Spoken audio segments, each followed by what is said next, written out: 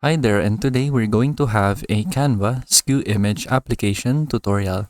So here I am in my Canva homepage, and for example, I will create a blank presentation right here. So I'll just click this, and then here we are in the Canva editor. So from here, we will use a Canva Skew Image App. So the Skew Image App changes the perspective of the image so that you can use it in your 3D designs and similar things like that. So to do that, let's go right here to apps and then type in here Skew Image. And then we should see the results right here.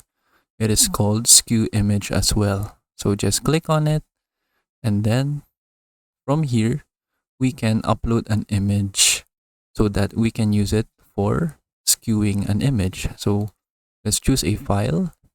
So for example, I'll choose this image right here, and then from here you can change the look of your image. So you can skew it horizontally or vertically. So it depends on how you will use this. So for example, I will have it skewed horizontally like this, and then for example like this, and then I can go ahead and click add to design, and then right away we can see our skewed image right here. Then if you want to have another direction of your skewed image, you can go ahead and add it like this. And then what you can do so that you can have that 3D effect is that you can select the image, and then let's go to edit, and then we can insert some filters in here. You can use Canva Magic Studio, and then but I will choose effects right here, so shadows, and then let's add an angled shadow or a page lift, a curved shadow, a backdrop, an outline, a drop, and glow.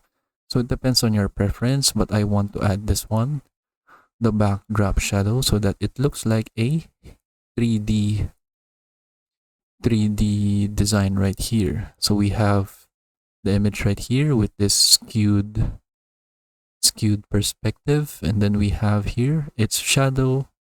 Then we can change the blur amount. Then we can also change the direction, for example like that. Then you can also change the intensity of the shadow.